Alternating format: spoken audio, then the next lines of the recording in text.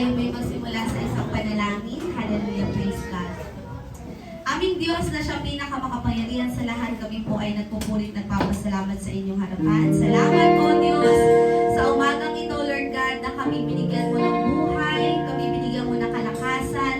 Ang bawat isa ngayon ay narito, O Diyos, upang muli magpuri sa iyo, Panginoon, sumamba, O Diyos, makinig at makapagpalakas sa pamamagitan ng iyong salita, O Diyos. Hayaan mo, Panginoon, na samahan mo kami sa umagang ito, Lord God. Walang ibang madakila, walang ibang mapapurihan, walang ibang maitaas, kundi ang tanging pangalan mo, Jesus. Amen. Hallelujah, hallelujah. Hayaan niyo po, basahin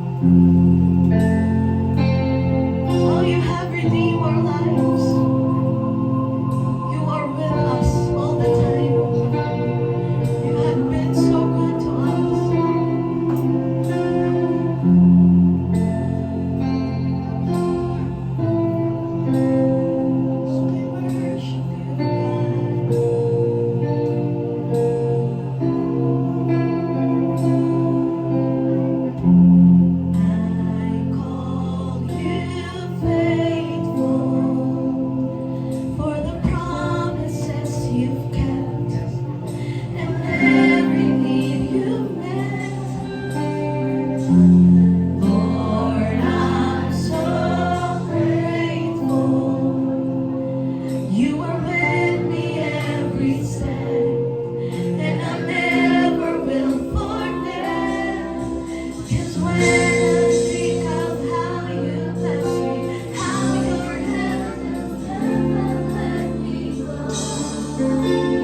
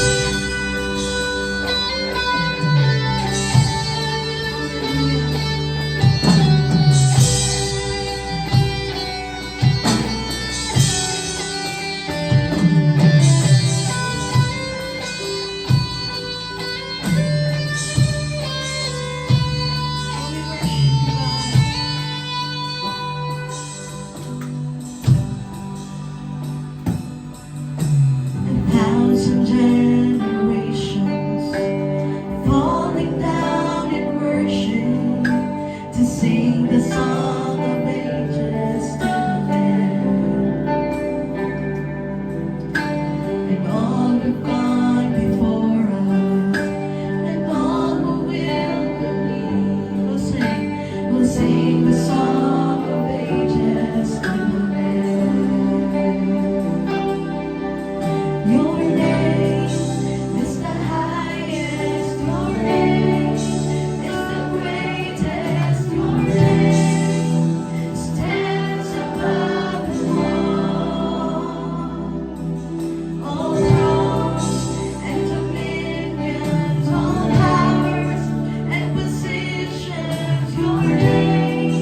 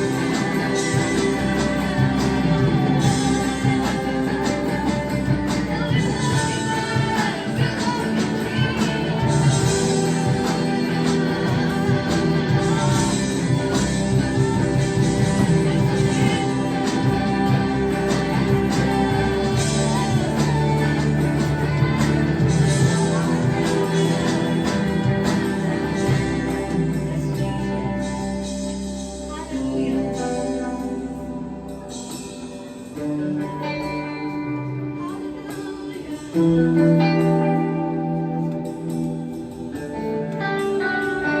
past few days, I know some of us are hurting. Maybe some of you commit a sin na hindi natin sadya o marahil na sadya. Pero today, church, I want you to lift up your burdens to the Lord. Sabi ng Panginoon, cast all your burdens to God. He hears you. He loves you. Mahal ka ng Diyos. Mahal ka ng Diyos. Mahal ka ng Diyos. Mahal ka ng Diyos. Kahit sino ka pa. Maybe you don't know how to lift up your hands. Maybe you don't know how to sing. But the Lord is searching for your heart. Ano bang nasa puso mo ngayon? Ano bang kailangan? Hallelujah. Napakabuti ng ating Diyos. Pwede ba isa pa ang kantahin natin yung And the angels cry, holy, all creation cries, holy, you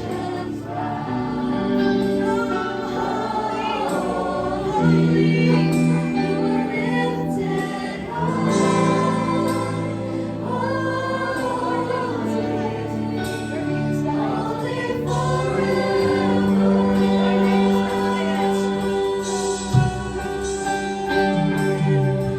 Your name is the highest. Come on, church. Dapat purihan na natin Diyos. Mabuti siya sa iyo, mabuti siya sa pamilya mo.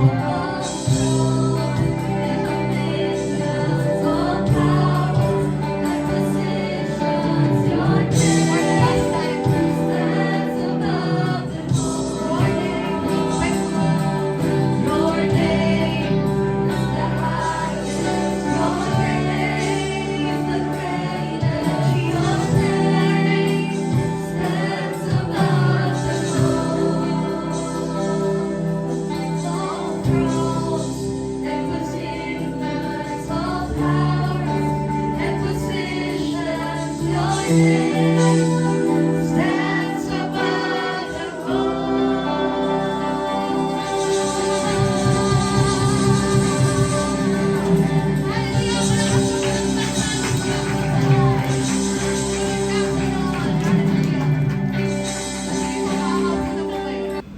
Amen? Sige po, dako na po tayo sa ating po tithes and offering. So gusto ko po muna basahin yung Lucas chapter 6 verse 38. Sabi po dito, magbigay kayo at kayo'y bibigyan din. Hustong takal, siksik, liglig at umaapaw pa ang ibibigay sa inyo. Sapagkat ang panukat na ginagamit ninyo sa iba ay siya rin ginagamit na panukat sa inyo. Ayan. So ano po yung sinasabi sa atin ng talata sa Lucas chapter 6 verse 38. Sabi po dito, ang sinasabi po dito ay una, tayo ay magbigay. Yan, ibigay po natin kung ano po yung nararapat para sa Panginoon. So ito ang isa sa mga nais ng Diyos sa atin upang matulungan po natin ang ating iglesia. So yung binibigay niyo po ay nakakatulong din po para po sa pangangailangan po ng ating pong iglesia. At andun din po ang pangako ng Lord na ang blessing na ating matatanggap. Sabi nga rin po niya, di ba? Sabi niya po doon, ang ating pong sisidlan ay pupunuin niya, siksik, digdig at umaapaw. So every time po na tayo po magbibigay sa Kanya, patuloy na i-increase po natin yung ating pananampalataya sa Panginoon. Na every time po tayo ay magbibigay, asahan po natin ang pangako ng Panginoon na ang sinasabi po doon ay pagpapalain niya tayo, siksik, diglig at umaapaw. Para itong baso sa ating mga kamay. Sabi po dito, ang Diyos ang nagpapaapaw nito. Di ba po? So yung ang baso, kapag po nilagyan natin ng tubig, at nag-overflow po siya, di ba po, lumalagpas doon sa sisidlan natin sa baso. So ganun din po ang pagpapala ng Panginoon sa atin. Basta ibigay lang po natin ang nararapat para sa Panginoon. Sabi po dito, He keeps on pouring it hanggang sa di mo na malaya, nag-overflow na yung pagpapala ng Diyos sa buhay mo. Amen? The more seed you harvest, the greater the harvest. Amen? So kung gaano mo kalaki yung ating pong ibinibigay sa Panginoon, asahan po natin na gano'n din pong ibabalik sa atin ng Panginoon. Minsan, doble pa. Di ba po? Amen. Kaya, ito pong ating sobre, kung mapapansin nyo po, at kung hindi nyo pa rin napapansin, Meron pong isang maliit na papel. Yan, stamp. Yan. So, isa pong maliit na papel dun po sa ating sobre. At nakalagay po doon ay tithes and offering. So, yung name nyo po is optional. Hindi nyo naman po kailangan sabihin kung ano po yung pangalan nyo. Ayan, unless gusto nyo po talagang ilagay. Ayan, so nakalagay po dyan ay tithes and offering. Ito po ay para ma-identify po ng ating pong iglesia na kung ang inyo pong ibinibigay ay para po sa tithes at kung ang inyo pong ibinibigay ay para naman po sa offering. Para po ma-distinguish lang po ng ating pong iglesia yung inyo pong binibigay sa Panginoon. Amen po? Amen. So bago po tayo magbigay dito po sa ating box, tayo po muna ay manalangin. Aming Diyos, aming Panginoon, maraming salamat po sa pagpapala na patuloy niyo pong ipinagkakalob sa amin. Salamat po, Panginoon, sa patuloy niyo pong itinuturo, Panginoon, on how to increase our faith, Panginoon, pagdating po sa pagbibigay sa inyo, Panginoon. Salamat, Panginoon, dahil lagi po meron po kayong kaakibat na pangako sa buhay po ng bawat isa sa amin. Ako kami po ay magbibigay at ibibigay po namin ang para sa inyo. Ito po ay kami po ay inyong pagpapalain, siksik, liglig at umaapaw, Panginoon. Kaya patuloy kami nagtitiwala sa iyo. Patuloy po namin ipinagkakatiwala sa inyong aming pong ibibigay ngayon kung umagang ito. Ikaw ang siyang malakil at maluwalhati sa lahat.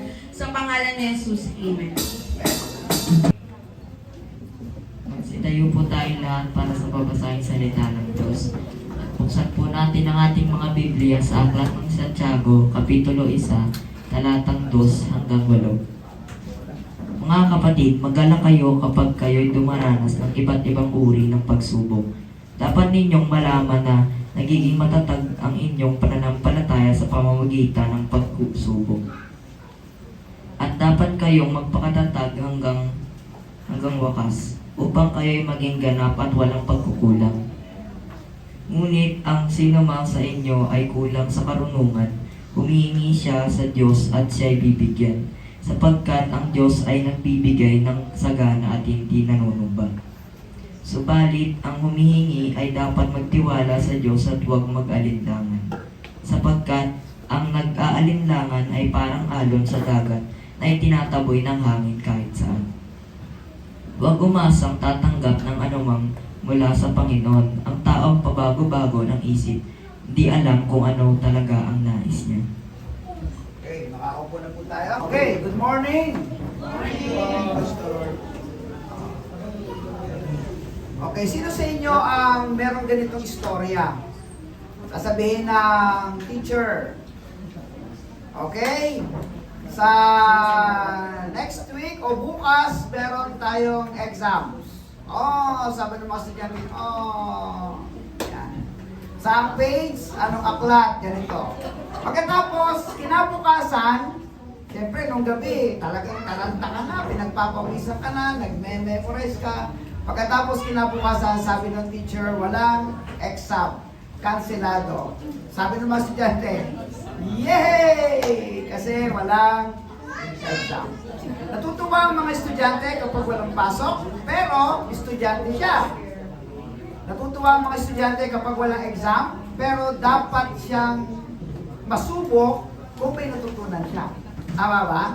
May mga bagay sa buhay natin na ikinatutuwa natin, pero dapat ay hindi natin ito ikatuwa. Bagkus pang hinayangan natin, kasi sayang. Sayang naman yung aking na-review, sayang naman yung aking pagpupuyat. Sana nasubok ko ang sarili ko at napatunayan ko dun sa guro na meron akong naging kakayahan para mapatunayan na yung aking pinagpagalan ay talagang magkakaroon ng magandang resulta. Tama ba yan? Okay. So maraming bagay sa buhay po natin na dumarating na parang tila baga hindi ito sa iyong paningin parang baliwala. Pero sa katotohanan, kung merong isang sitwasyon o isang pangyayari sa buhay natin na ayaw natin na dumating sa atin, problema. Aminin natin yan. Ayaw natin ng problema, ayaw natin ng pagsubok, ayaw natin na meron tayong iniisip na nagpapadepress sa atin. Tama ba yan? Ang gusto natin palagi araw-araw may kapayapaan, tahimik ang buhay, ano pa? Wala tayong iniisip. Pagdating sa pagkain, may almusal, may tanghalian, puno ang rep, ano pa? napupuntahan natin, gusto natin puntahan. Parang lahat ng sitwasyon, lahat ng bagay sa paligid, parang gusto natin lahat masaya. Tama ba yan? So, we hate trials. Yan. Ayaw natin ng mga ganyang bagay na yan. Pero, kinakailangan nating harapin at kinakailangan po nating pag-usapan. So, ito po yung pinaka-part 2 ng ating pong pagtalakay nung pong nakaraan. Ang tinalakay natin nung nakaraan ay ang layunin ng buhay. At binigyan po natin itong mga ilang mga puntusin natin nung nakaraang Sunday. Okay, so ito po yung pangalawang Sunday. Uy, nakakadalawa na kayong Sunday out of 52. Palakpakan natin ang Panginoon. Okay, tingnan natin ha. 52 Sundays to. Ito challenge na to. Tingnan natin kung sino ang makaka-perfect sa isang taong 2024 na to. Okay, so dito po tayo sa ating pong pagtalakay ngayon. Ang ating pong tatalakay ngayon ay God has a purpose. Meron talagang layunin kung bakit ang Diyos ay kung bakit tayo po nilalang ng Diyos at kung bakit paminsan-minsan, hindi man madalas, dumarating sa atin ang mga pagsubok sa buhay. So nabasa na po ni Aiki yung ating pong pagbabasihang talata, kaya dadaanan na po natin ito, lalagpasan na po natin ito, kundi meron po akong tanong. Ang tanong ko ito, will the trials stop? What do you think? Sa palagay ba ninyo, hihinto ang pagsubok? Hindi ano. So wala na tayong problema. Hindi pala hihinto ang pagsubok. So expected yung pagsubok. Ibig sabihin, kasama ito sa darating talaga sa buhay natin. Tama po ba? Yung pagsubok na yan. So tingnan nga po natin kung talagang may katotohanan yung pinag-uusapan natin. Ikalawang Timoteo, Kapitulo 3, talatang 1 hanggang 5. Basahin po natin ng sabay-sabay at madidiscover po ninyo sa talatang ito na talagang imposibleng huminto ang pagsubok. Basahin natin ng sabay-sabay. Go! Dapat lumalaman na sa mga huling araw ay darating ang mga panahon ng pagsubok na agad yan. Sapagkat ang mga tao ay magiging maabagin sa salapi, palalo, mapagmataas, mapagsamantala, suwail sa magulang, walang utang na loob at lapastangan sa Diyos. Sila'y magiging walang pagmamahal sa kapwa, walang habag, mapalirang puri, walang pagpipigil sa sarili, marahas, walang pagpapahalaga sa mabuti. Sila'y magiging mga taksil, padalos-dalos, mayayabang, maibigin sa kalayawan, sa halip na maibigin sa Diyos. Sila'y may anyo ng pagiging makadiyos, ngunit hindi naman nakikita ang kapangyarihan ito sa kanilang pamumuhay. Iwasan nyo ang ganyang uri ng mga tao. Eh sa atin pa lang pagsubok na yun. Di ba? Wala pa dito ang pera. Wala pa dito yung may nagkakasakit. At wala pa dito yung may namamatay. Ang pinag-uusapan pa lang dito ay ugali natin. Tama ba? Ugali ng bawat isa na pagsubok sa isa't isa. Ang bait-bait ko naman. Kaya lang, salbahay yung aking kapatid. Salbahay yung aking kasama sa bahay. Naunawaan niyo ibig sabihin, pagsubok na naman. Di ba? Ang sipag-sipag ko namang mag-aral. Kaya lang, mambubuli naman yung aking kaklase. Nag-iinis, nakaasam. Pagsubok na naman. So, ibig sabihin, sa atin pa lang, dito sa loob ng church na to, may problema na. At ang bawat individual ay pwedeng maging pagsubok ng bawat isa. Tama ba? Kapag ikaw ay may mga problema, nalilikain sa iyong kapwa, kasama dito sa loob, problema yan. Isang pagsubok na iindahin po natin. Wala pang sinasabi doon sa sinasabi ng Biblia. Sa aklat ng Mateo 24, na darating sa kawakasan, magkakaroon ng kabuluhan, kahirapan, digmaan, kabi-kabila. Ay naku, napakalaking pagsubok yan. Kung tayo ay darating dito yung nangyari sa Japan, tama ba? Na nagkaroon ng earthquake, 7.9 earthquake. Wow, grabe to. Basak to. Sigurado yan. Ay kung nagkataon, nagtitipon-tipon tayo, ang laking pagsubok sa atin yan. Siyempre, iyakan, problema, sakit ng ulo. So, ang pagsubok ay hindi natin pwedeng isa-isang tabi. Yan ang katotohanan. Tama? Hindi natin pwedeng, hindi naman haharapin. Kasi sabi ng Biblia, mga kapatid, magala kayo sa iba't ibang uri ng pagsubok. So, ibig sabihin, mapakadaming pagsubok, kaya nga lang iba-iba. So, tanongin natin mula sa akin, patungo doon sa pinakadulo, nating kapatiran ngayon na nakadalo, iba-iba ang kwento natin pagka tayo ay nagkaroon ng kwentuhan tungkol sa pagsubok natin sa kasalukuyan. Iba-iba yung ating kategorya. Merong pagsubok sa pera, may pagsubok sa kalusugan, may pagsubok sa relasyon sa kapwa, may pagsubok sa pag-aaral, tama? Iba-iba. Pero pare-pareho siyang pagsubok. Yan, yung po katotohanan. Ang tanong, meron bang hangganan yung pagsubok na yan? May sagot naman ng Biblia dyan. 1 Peter chapter 5 verse 10. Ito naman ang sagot niyan. Pagkatapos ninyong magtiis, basahin natin.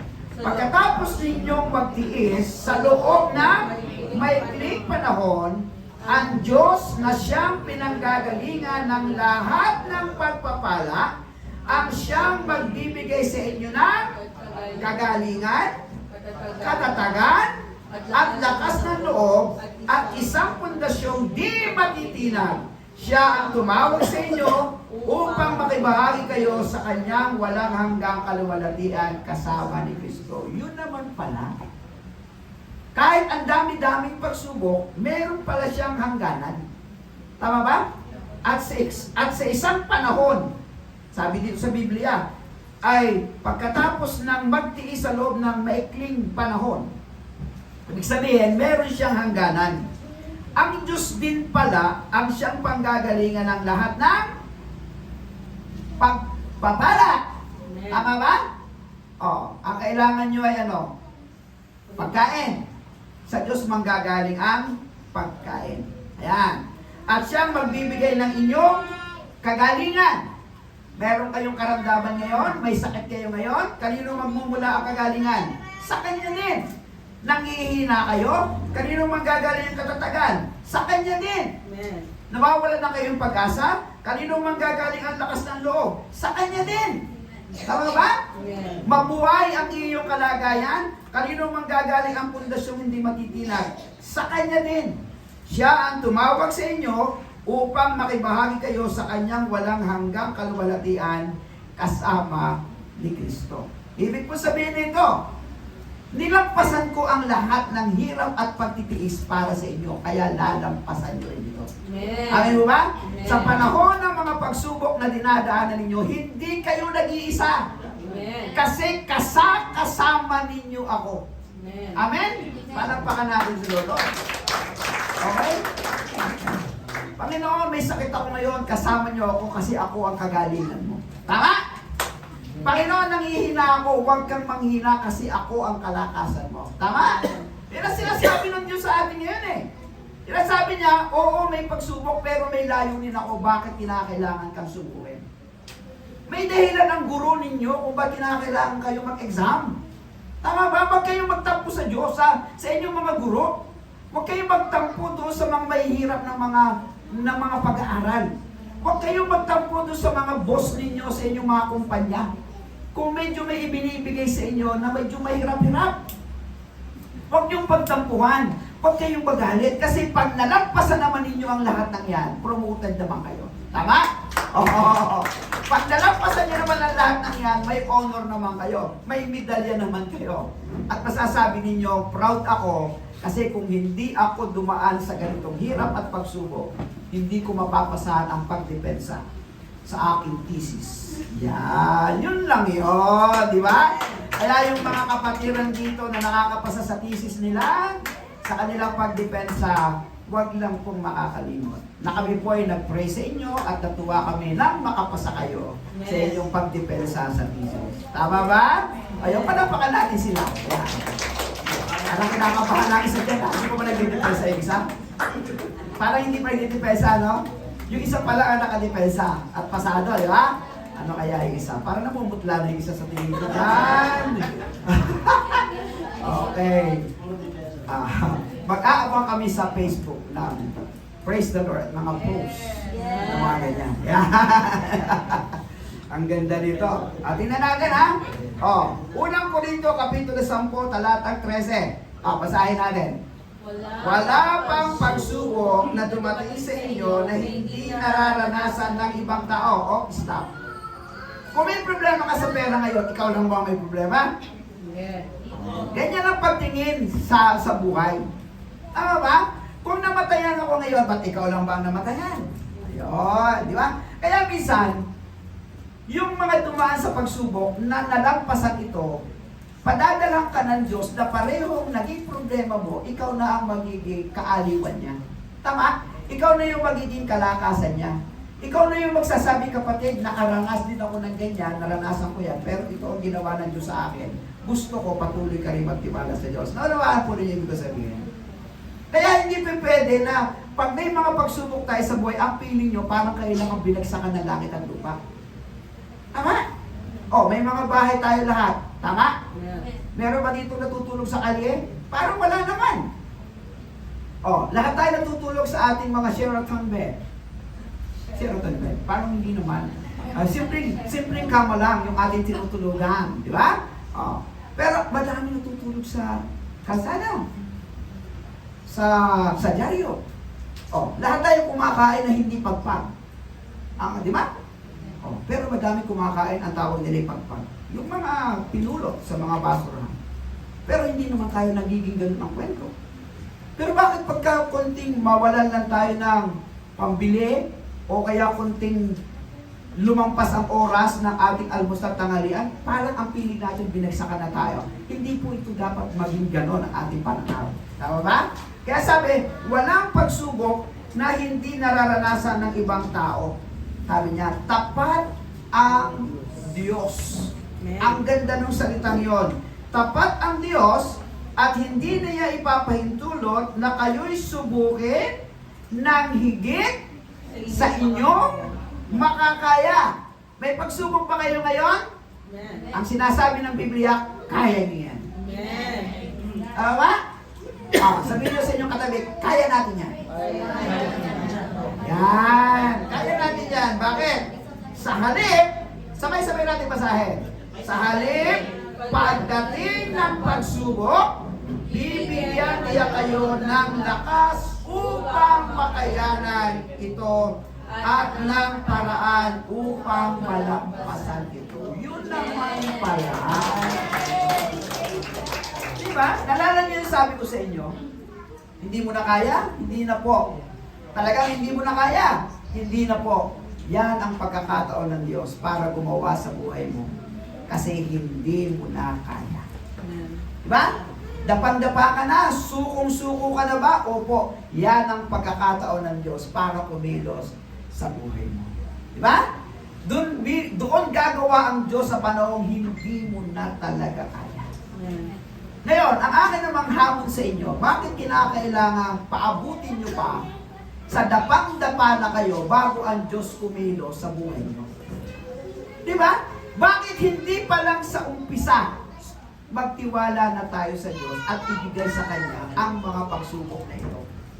Bakit kinakailangan subukan mo muna sa iyong sarili hindi mo kakaya? Diba? Bakit kinakailangan subukan mo sa iyong sariling talino hindi mo kakaya?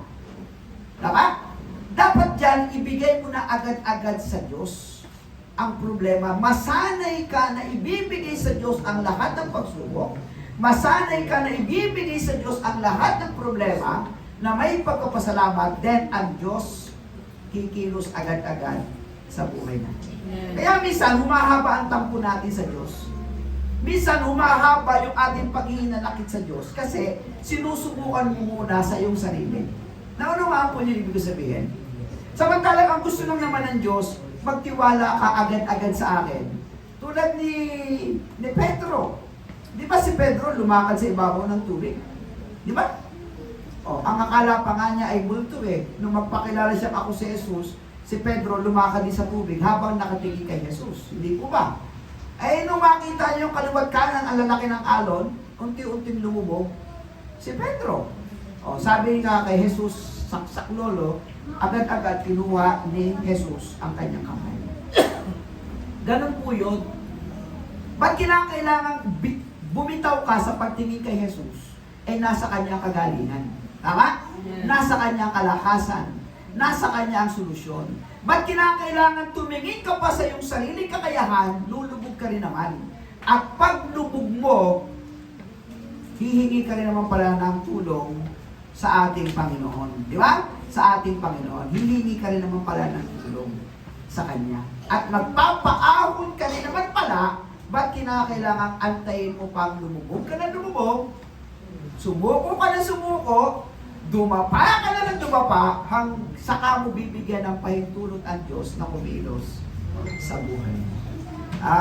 Sabi ng banal na kasulatan, sa panahon ng pagsubok, bibigyan niya kayo ng lakas upang makayanan ito at ng paraan upang malampasan ito. So nakakapagtaka naman, Panginoon, bakit naman ganon? Sa pagsubok, ang sabi mo, dapat tayo ay magalak. No? Makes you to rejoice. Yun ba yung purpose mo? Makes you to rejoice. Ang ikaw ay magkaroon ng kagalakan sa gitna ng pagsubok. Meron pong tatlong dahilan. Ito, ibigay natin ang sagot sa Biblia. Ano ang tatlong dahilan bakit sa gitna ng pagsubok pwede ka pang maging masaya? Unang dahilan, pakibasa. Spiritual growth. Ayan ang unang dahilan.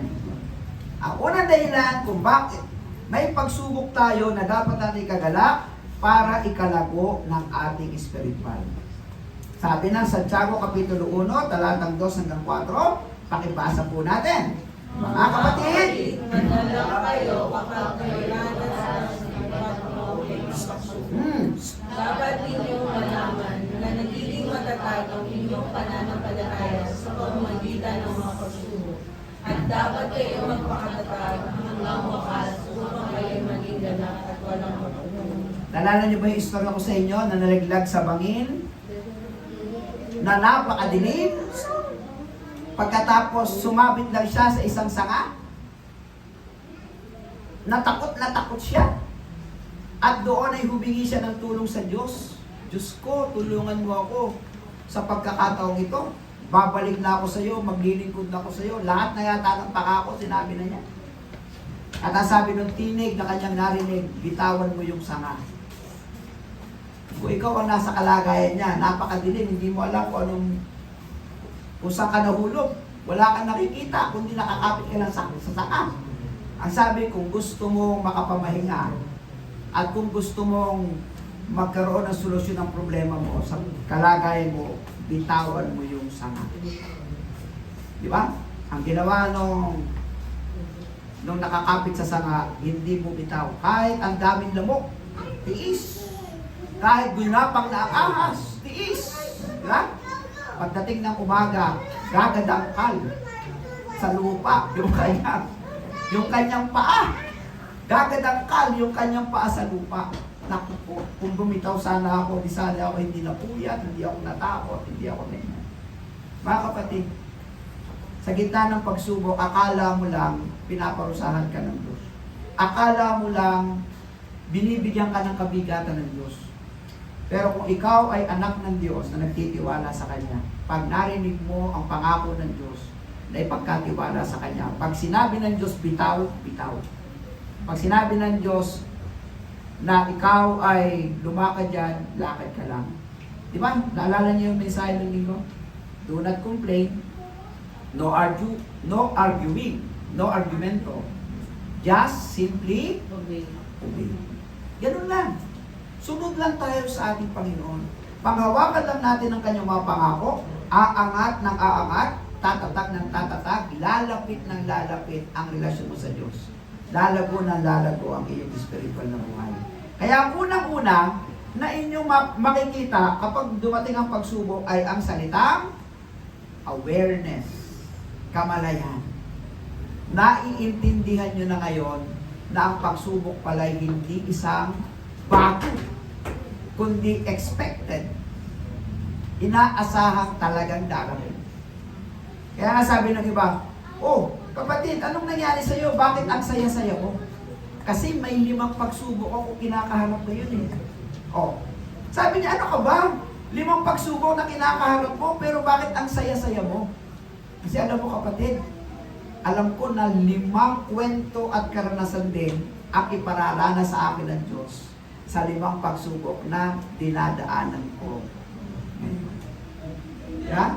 Alam niyo mga kapatid, isang araw, alam ko, tatayo kayo din dito, o makakausap ko kayo, o mag-share kayo sa inyong kapwa, at sasabihin ninyo ang kwento ninyo kung paano dumaan kayo sa napakadaming problema at pagsubok. Pero, di ba, hindi kayo bumitaw. Alam niyo ng panahon ng pandemic, di ba, lahat tayo nakulong sa bahay. Tapos kami lang ni Mrs. ang nakakapunta sa palengke. Meron kami mga kwento na ang pera namin, 500 piso. Para makapamili ng sapat na pagkain habang kami ay nakakulong sa bahay at wala pang ayuda. O, tinanan niyo, pagsubok yun. O, pero dahil sa tiwala namin sa Diyos, binilang kami ng bilis sa halaga 5 piso, biglang pagtingin ko sa Gcash ko, 3,500. O, di ba? So, ibis na palengke, yun po. Di ba? Ibis na palengke pumunta, sa pure ko. Kasi nagpadala si Lord na 3,500. Ako nasa tricycle, sabi ko, ma, magkano pera mo?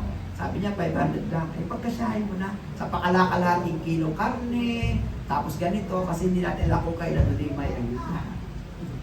Pero biglang oo, 3,500. Ay siya, pa. Pag na tayo sa palengke, tricycle, diretsong kilo. O, di ba? Alam mo, harapin mo lang talaga ng hindi ka parang walang Diyos. Alam mo yon? Yung pag ikaw ay humarap sa pagsubok, huwag mo namang ipamukha sa iyong kapwa na parang walang Diyos sa buhay mo. Ipakita mo na kaya ko to. Kasi merong Diyos akong kasama. Na pag hindi ko na kaya, siya ang gagawa ng paraan. Diba? Nasa maikling panahon kong pagtitiis, sa kanya manggagaling ang katatagan, sa kanya manggagaling ang kalakasan, sa kanya manggagaling ang kagalingan. So ito po yung isang kamalayan. Pangalawa, strengthen faith. Katatagan ng ating pananampalataya. Dapat ninyong malaman na magiging matatag ang inyong pananampalataya sa pamamagitan ng mga pagsubok. Tama ba? Oh. Pangatlo ay purification. Paglilinis o pagiging ganap. Sabi dito sa banal na kasulatan, at dapat kayong magpakatatag hanggang wakas upang kayo'y maging ganap at walang pagkukulang. Kaya sabi ni Job, imagine si Job, lahat ng anak patay. Isang anak lang mawala sa atin eh. Halos damdamin na natin eh. Sa kanya, lahat ng anak patay. Lahat ng negosyo, bagsak. Pagkatapos nung mamatay ang lahat ng anak, bumagsak ang negosyo, sinisi pa ng asawa niya. Tama ba? Isumpa mo na ang iyong Diyos. Pagkatapos nagkasugat pa siya mula ulo hanggang paa. Gano'ng kahirap yun? Wala ka ng mga anak, bagsak na ang negosyo mo, hindi mo nakakampi ang asawa mo, sugat-sugat ka pa. O sige nga. Pero sa Biblia, ang sabi niya, sa panahon lamang ba ng kasaganaan, pupurihin ko ang Diyos? Hindi ba sa panahon din ng katulad nito? Diba? Hubad bata ako ipinanganak ng aking magulang, ako'y hubading babalik sa aking Panginoon. At nasabi ng Biblia sa isang maliit na talata, kahit sa salita, si Job ay hindi nagkasala sa Diyos. Mga kapatid, sa gitna ng problema at pagsubok na dinadaanan ninyo, huwag kayong magkasala sa Diyos. Huwag. Huwag na huwag dumating sa punto na napahiya na tayo. Saka natin babawi, Panginoon, pasensya na. Nakalimutan kong magtiwala sa iyo, nauna ako magtiwala sa aking sarili. Diba? Yung bus, na mayroong isang empleyado mag-a-apply, dumaan ang bus, hindi pinasakay, nagtampo na agad sa Diyos. Lord, ba't gano'n? Magle-late ako. Diba? Dumaan ang isang bus, nakasakay siya, pero ang bagal naman, parang pagod. Lord, malilate ako. Pagliko ng bus, yung naunang bus, nasa bangina. Ay, sa kanya naisip, kung ako'y napasakay, patay ako. Lalo akong hindi makakaabot doon sa aking pupuntahan. Thank you, Lord. Diba? Pagdating niya roon sa kumpanya, mas nauna pa siya doon sa mag-i-interview. Kita mo? Nung interview siya, nakapasa pa siya at natanggap sa trabaho. Ngayon, sisig-sisi siya kasi nauna na niyang nilapastangin ang Diyos, sinisi ang Diyos, nilait ang Diyos, reklamo na reklamo sa Diyos. Yun pala ang purpose ni Lord sa kanya. Subukin siya sa panahon ng mga pagsubok. Kung pasasalamatan mo siya, kung patuloy ka sasampa sa kanya, kung patuloy mo siyang paglilingkuran sa gitna ng katakot-takot na mga pagsubok na iba't ibang pwedeng dumating sa buhay natin. Amen. Tama ba? Yes. Sa panahong meron kang kasaganahan, praise the Lord. Sa panahong wala kang kasaganahan, praise the Lord pa rin kaya. Diyan tayo susubukin ng ating Panginoon. Kaya sabi, tayo po ay hanggang wakas upang kayo'y maging ganap at walang pagkukulang. O, ang pangalawa po, come to God in prayer. Ayan. Tignan nyo, kung tayo ay relax na relax, mananalangin ka pa ba? Mapapasin mo pa kaya ang Diyos kung ang lahat ng bagay ay nasa iyo na? Palagay ko hindi. Kaya lagi tayong may kulang. Laging may kulang. Laging sa bawat araw, hindi supisyente ang lahat. Palaging may kulang, nakakailanganin mo ang Diyos para punuan ito. Hindi nyo napapansin sa buhay nyo araw-araw? Palaging may kulang. Sumeldo ka ngayon, masagana ka. Di ba may pera ka? Praise the Lord. Kinabukasan may magkakasakit, dahil sweldo mo mauubos. Nakakuha nyo? O tatawag ka na naman sa Diyos. Ako, mga kapatid, iba ang Diyos sa paraan ng kanyang paggalaw kapag siyang sumubok sa atin. Amen. Magkala kayo kasi may gagawin ang Diyos na himala Amen. sa buhay mo. Amen. Totoo yan. Totoo yan. Gusto kong i-grab yung kay Kuya Joel. Okay lang Kuya Joel, yung kunting istorya. Di ba nasira yung kanyang sasakyan? Umabot ito ng almost 30,000 yata o nagpangutang-utang pa siya. Oh, nagpalit ng radiator ba tawag doon? Oh, yun. Yun na nga yun, yung radiator. Yung lagay ng tubig para hindi mag-overheat. Nag-ilang palit-palit, hindi ba discover ilang mekaniko? Alam mo sira? Takip lang. Takip. Siyempre mo takip lang. Nung magkasi yung takip, wala nang problema. Pero gumastos lang, katakot-takot na pera, na ipangutang pa. Oh, di ba? Sino ang hindi magreklamo sa Diyos sa panahong sumisimba ka naman? Ang bait-bait mo naman sa iyong paningin. Pero bakit may ganitong dinaanan kong problema? Ay anong naging kapalit? Isang tricycle.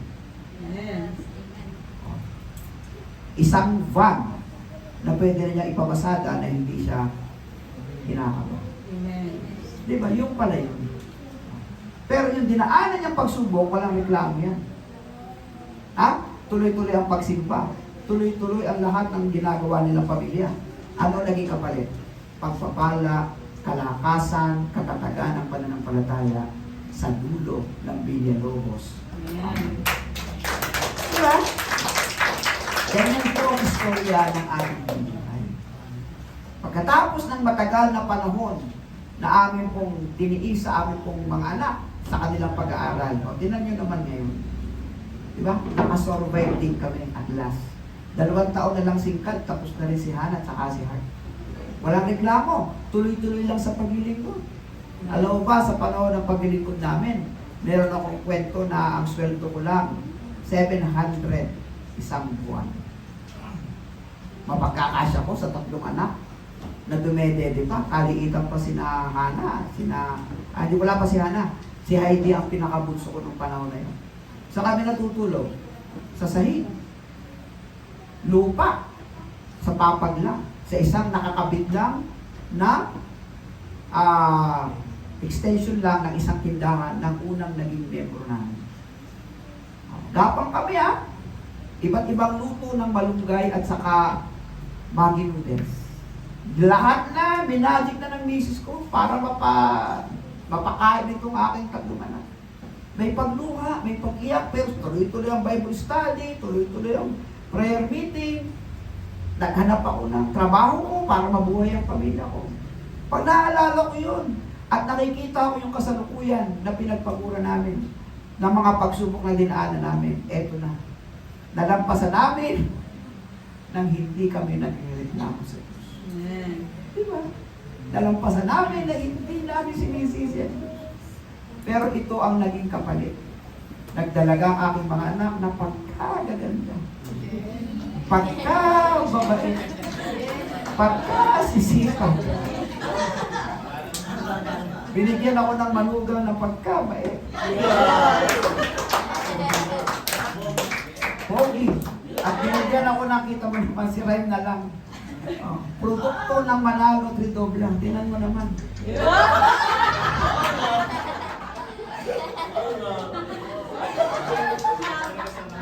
Diba?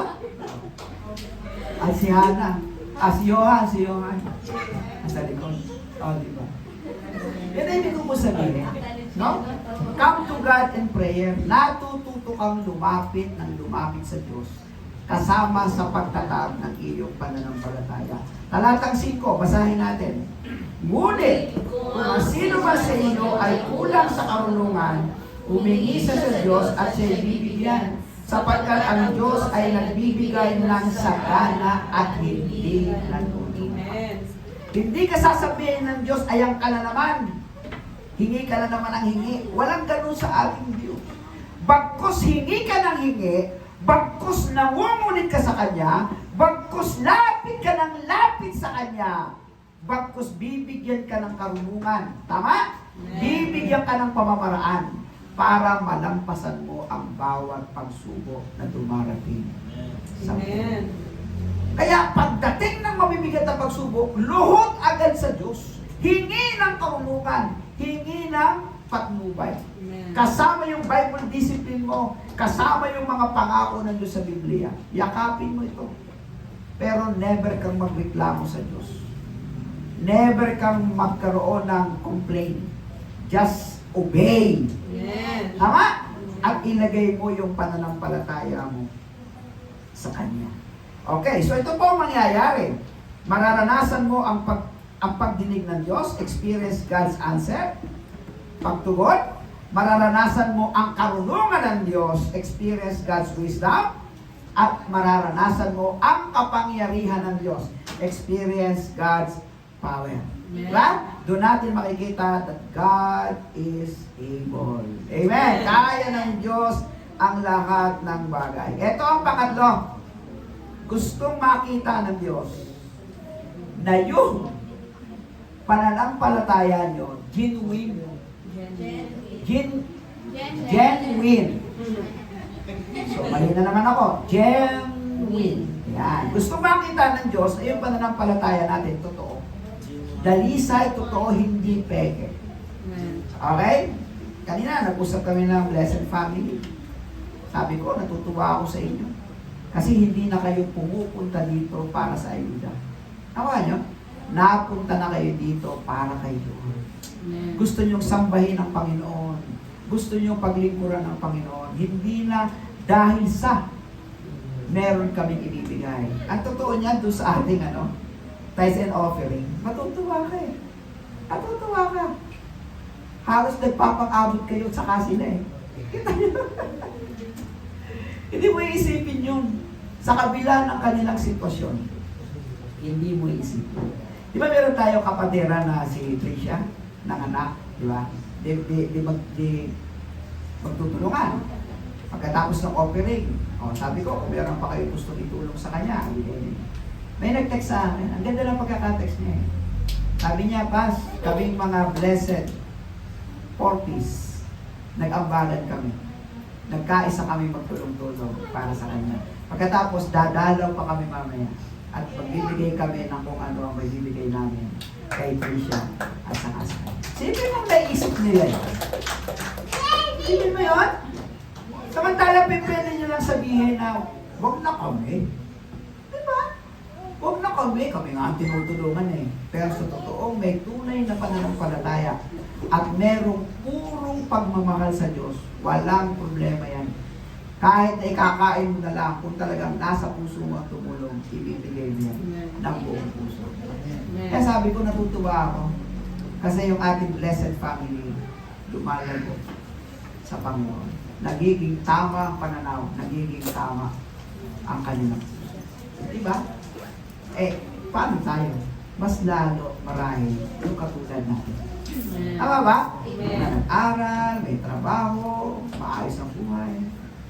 Palagay ko, mas hindi mahirap sa atin na iparanas ng Diyos ang kanyang pagtugon sa atin. So, kailangan maintindihan natin ang tunay na pananampalataya. Talatang 6-8. Sabi dito, basahin natin.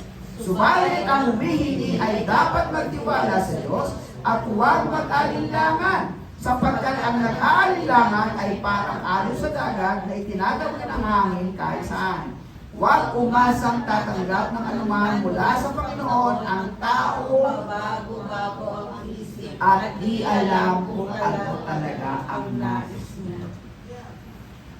Kailangan dumating sa punto ng buhay mo na ikaw mismo sa iyong sarili.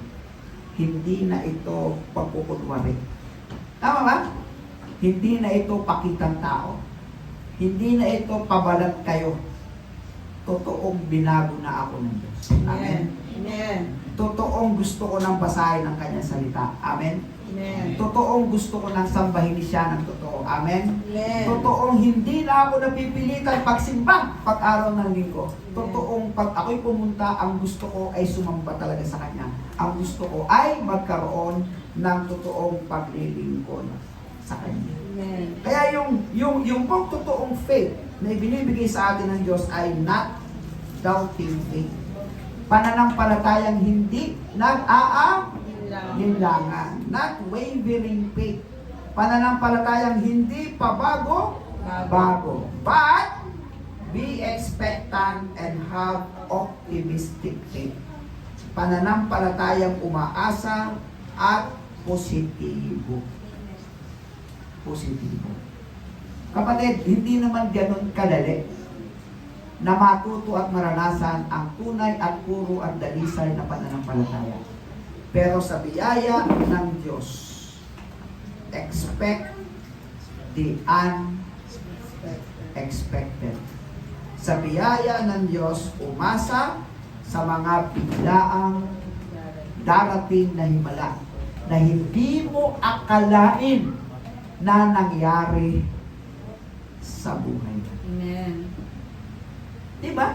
Na hindi mo akalain nangyari sa buhay. Alam nyo, no, ako'y nag-aaral sa seminaryo. Pupunta ako ng Lucena City. Manggagaling ako dito sa Silang Cavite. Nag-exercise ako ng faith. Nag-exercise ako ng faith. Pero may halong takot at kaba. Kasi ang pamasahe, nung panahon na yun, para makarating ako sa Lucena City, parang 200, hindi. Parang 115 nung time na yun, makakarating na ako ng Lucena. Ang pera ko sa bulsa ko ay 30 pesos. Sabi ko, kung saan makarating ang pera na ito, hindi ako hihingi kahit kanino, sa'yo lang ako Diyos hihingi. Kung saan makarating ang 30 pesos na to, hindi ako magtatampo, hindi ako magreklamo, handa ako maglakad papuntang Lucena. Ay, ang 30 pesos, ang mararating lang ng 30 pesos ng panahon na yun, siguro hanggang Manila, bahagya ng makarating. Eh, paano bus kung sasakyan papuntang Lucena? Alam mo, sinapalaran ko yung 30 pesos. Para ako ng bus, papuntang Pasay. Sakay ako. Bayad ko nung time na yun, siguro mga 18 pesos. Mura pa nun ang pamasahe. Oh, may natira pa. Sabi ko na. Pagdating ko ng Pasay, meron akong nakilala bago ako sumakay ng bus. Pero alang-alang ko kasi kulang na yung pera ko. May nakilala ko, niyaya pa akong kumain. Oh, pagkatapos nayayain akong kumain, malamang ako estudyanteng pastor, nahabag sa akin, gusto akong tulungan sa pag-aaral ko, binigyan ako ng 300 pesos. O, di ba sobra na? Pagsakay ko na, papunta Lucena, sobra na. Pinadaan ako ng isang tumutulong sa akin pag-aaral, binigyan ako ng 1,500 pesos. It's a matter of stepping na naman. Yan. Ang kailangan mo lang talaga ay humakbang. Tama ba? Huwag magreklamo, sumunod ka lang, humakbang ka lang talaga. Alam mo, ang sarap maranasan ang mga bagay na unexpected. Napakasarap maranasan. Yung mga bagay na hindi mo akalain, malalampasan mo pagkatapos magkakaroon ka ng kwento tungkol sa Diyos at sa kasama. Kaya mga kapatid sa Panginoon, may mabuting plano at layunin ng Diyos kahit kailan hindi niya tayo pagkukulangin at pababayaan. Palagpakan natin. Ay, ikaw, tumayo lahat. May nagusto akong awit. Yung huling awit, Holy Forever. No? Gusto ko yung pinaka-message ng Panginoon. Holy Forever.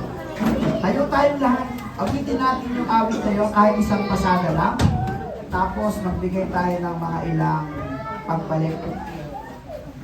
At magwawakas na rin ako sa prayer.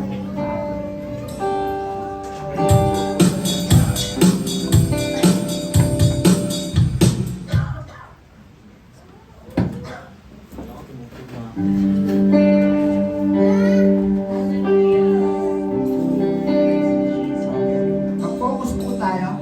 Sambahin natin ang Diyos na banal magpakailanman. Kahit ang daming pagsubok sa buhay na pwedeng dumating,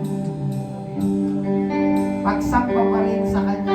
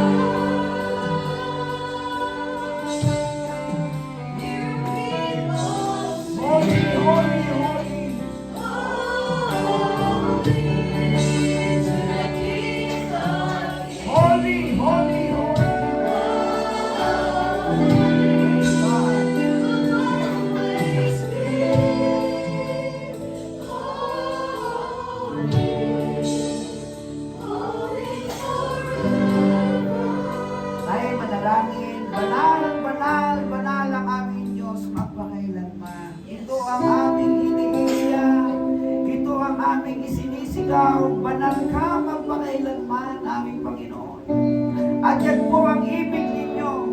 Sa gitna ng mga iba't ibang pagsubok na amin po dapat ikagalak, ang ibig po ninyo ay masusungan kami pagdating ng araw na kami po ay mapaging ganap hanggang sa huli ng aming buhay. Ang makita po ninyo na kami ay lumalakad nang naaayon na sa iyong kalooban, hindi na kami sa aming kalooban, na merong totoong pusong nababago, na merong totoong salita o bibig, na meron ng kabanalan ang mga sinasabi, na totoong gumagawa, kumikilos sa aming sarili, na nakapagbibigay ng kalugod-lugod sa iyong aming Panginoon. Salamat po sa pagkakataong ibinigay niyo sa amin ngayon. Salamat sa mga pagsubok na malalampasan at patuloy na malalampasan dahil sa panahong hindi namin kaya na. Ikaw na po Diyos ay gagawa din ang paraan. Panginoon, alam ko na dito sa bansang Pilipinas, sa palipaligid, sa lugar na aming kinalalagyan, napakadami pang mga pagsubok. Pero salamat dahil kasama po namin kayo. Kaya mula po sa aming Pangulo, pangalawang Pangulo, mga senador namin, congressman, gobernador, board member, mga mayors, vice mayors, mga konsehal ng bayan, mga barangay captains at mga konsehal dito sa barangay, lahat ng ahensya, judikatura, mga pamahalaan sa iba't ibang sangay, sa pagkapayapaan ng pulis, sundalo, sa patag, sa lupa, sa karagatan, at patuloy na pag-angat ng ekonomiya ng bansang ito. Sa iyo namin ipinagkakatiwala. Salamat aming Diyos.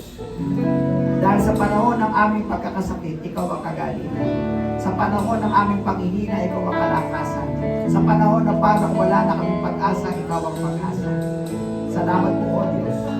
Dahil nadyan ka, kasabay na lumulutas at humaharap sa iba't ibang pagsubok sa buhay namin. Salamat sa maganda mong layunin sa amin. At sa Diyos,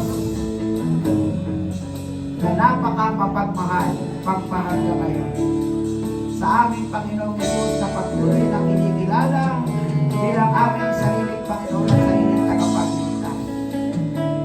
Sa banal na Espiritong tatagkatibay ng aming kaligtasan, ang siya namang maghari sa buhay ng bawat isa sa amin na mag-ingat hanggang sa kami ay maghiwalay pansamantala.